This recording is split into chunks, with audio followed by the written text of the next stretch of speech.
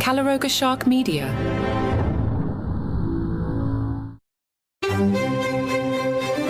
Hello and welcome to Palace Intrigue. I am your host, Monarch Francis.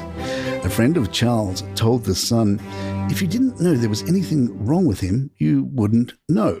Charles is said to be frustrated that his condition has affected not just his own plans, but impacted on others. Camilla is also getting rave reviews, with one insider saying, while her husband has been in hospital, she was by his side and also making sure she didn't neglect her own duties. She doesn't want to let anyone down. She is 76 and one of the hardest working members of the family. She never complains. She just gets on with it. For the Daily Mail, Liz Jones writes, Charles, we need you to be okay so that we're okay. We're not ready for William yet. Charles had always been there throughout my life, a bit like wallpaper. I was too young to appreciate his so-called playboy years, and by the time he got to Diana, well, I was with her all the way. She was a girl's girl. The one time I met her at a Christmas party, she spoke to me without looking over my shoulder for someone more interesting. My opinion failed to change until he became king. Even the leaky pen petulance didn't dent his new image. It just made him more human. Who in their right mind, I remember thinking in the days after the Queen died, would want their oldest son to tour the country while enmired in grief. His features seemed softer, less anxious, not gleeful to at last be doing a proper job, but more at ease in his own skin. I even warmed to Camilla, slightly cartoonish in her crown at the coronation, but that made her one of us, approachable. And how empowering to see a woman in her 70s, not as the media generally portrays them, brittle, frail and lonely, but starting a new career with a virile man at her side. There really is hope for us all. No offense, but none of us is quite ready for William. I want to see Kate flying like a kite again for years, not caged and burdened. We need someone sage, stable. I'll say it again, we don't need any more change. Royal expert Robert Jobson told The Express, I think it was very wise for Meghan to stay home with the kids because, this is a very difficult and deeply personal moment for Prince Harry. He's got to tread on eggshells, really, when he comes back because of his book, Spare, when he insulted the late Queen and he insulted Prince William's wife, Catherine, while also calling William a bully. It would have been harder if Meghan was with him because she seems to have really said some awful things about the royal family, which are going to be very difficult to retract. All the stuff about racism, all the stuff about mental health, all of these things are difficult, really, and difficult subjects. Now, she may have, from her perspective, a point, but it makes it very awkward when Harry comes back with her to sit down in a room with Kate or in a room with Camilla and then all be friends. So I think that really it was probably just wise because he can go in and brazen it out as they are ultimately a blood family.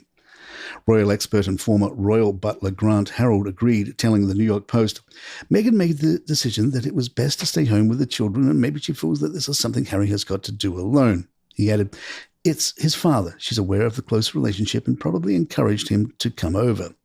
I'm sure at some point they will bring the grandchildren over. That might be part of what's being discussed, an opportunity for them to come over as a family. Palace Intrigue will be right back. 3510 Yogu left us a review. Love it. My favorite personal news clipping service for the BRF and other royal families of Europe. You get all the gossip and just a little of the snark. Good times indeed. 5 stars. Thank you, 3510 Yogu.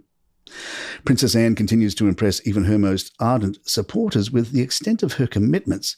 The Daily Mail recapped her busy Tuesday where she started from her Gloucestershire home at Gatcombe Park.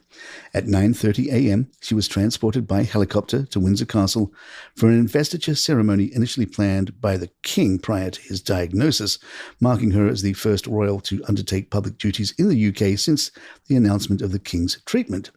Arriving at Windsor Castle by 10 a.m., Princess Anne donned her naval uniform for the 11 a.m. investiture, where she stood for nearly 2 hours, awarding honours to nearly 100 deserving individuals from across the UK.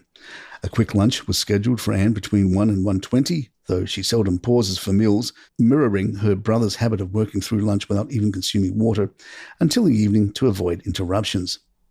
At 1:20 p.m., Princess Anne continued her day's duties by flying to Nottinghamshire for 2 more scheduled engagements, arriving at 2:10 p.m. Her first visit was to the Nottingham West Primary Care Network, where she, as the patron of the Royal College of Occupational Therapists, met with healthcare workers despite the challenging weather conditions. Dressed in a purple skirt and jacket paired with knee-high black boots, the Princess Royal was greeted with smiles as she arrived at a church hall in Eastwood, directly across from a boxing gym. Upon her arrival, she was warmly welcomed by Sir John Peace, the Lord Lieutenant of Nottinghamshire and the King's representative in the county. After a brief exchange of pleasantries, Princess Anne proceeded inside. Despite inquiries from reporters about King Charles' condition, she refrained from commenting, in line with Buckingham Palace's policy of not providing detailed updates on his health. Inside the hall, Princess Anne engaged with staff for nearly an hour about a mental health improvement project for local residents. Concluding her visit at the church hall by 3:20 p.m., Princess Anne continued her engagements by visiting G.H. Hurt & Sons, a renowned family-run luxury knitted lace company located 12 miles south in Chilwell, Nottingham. She arrived shortly before 4 p.m., meeting with the staff in her capacity as patron of the UK Fashion and Textile Association. It's a long day.